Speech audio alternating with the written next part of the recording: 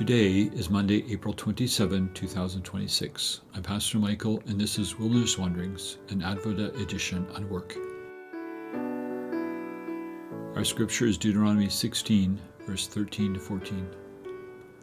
Celebrate the Festival of Tabernacles for 7 days after you have gathered the produce of your threshing floor and your winepress.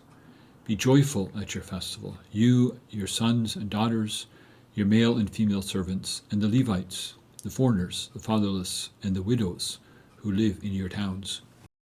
Last Monday, we reflected on the discipline of celebration to which God invited his newly freed people. We considered the emotional benefits of this worship practice. Today, let's explore the ethical benefits of Israel's feasting. These dinners focus attention on the food resting on the table, but also on the coworkers, neighbours, and others gathered around it. The instructions read, "Be joyful at your festival, you, your sons and daughters, your male and female servants, and the Levites, the foreigners, the fatherless, and the widows who live in your towns." Many of us learn things best when we practice them. God was training his people into a new kind of economy, very different from that of Egypt. That was one of scarcity. There was not enough to go around. The Israelites, being slaves, certainly always got the leftovers, if there were any.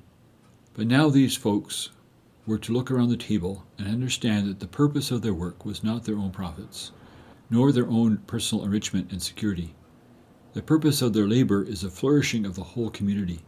The work of their hands would be blessed, and the joy would be complete if their profits caused the community to flourish, and specifically the vulnerable and the marginalized in that community. This celebration liturgy was training the landowners to see these others within the economy of God. These things were learned not by the preaching of the priest, nor the lecturing of the ethics professor. Rather, it was practiced as they saw, tasted, smelled, and passed around the fruit of their labors. Since there were foreigners, it is very possible that there were language barriers, but sharing the produce of the farm built community and countered individualism. Justice was tasted. By sharing their table, God's people reached beyond the borders of race, ethnicity, class, and gender. Obviously, we do not have such meals today. In fact, our practice of donations leans in the opposite direction. It separates giver from receiver. Giver and receiver rarely meet.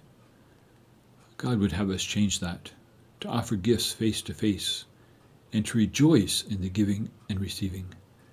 Communities flourish when people know each other. We need to find ways to interact. For example, the out-of-the-cold barbecues our church hosts during the summer offer times of interaction. Volunteering at Helping Hands or Neighbor to Neighbor are other venues to break social barriers. Jesus was known for eating with all sorts, accused of being a glutton and drunk. It was one of the things that led to his crucifixion. Still, we are to follow his example. How can you sit at table with other people? How can we share the bounty that God has given us so that the community flourishes economically and socially? How can we celebrate together the good gifts of God? As you journey on, go with the blessing of God.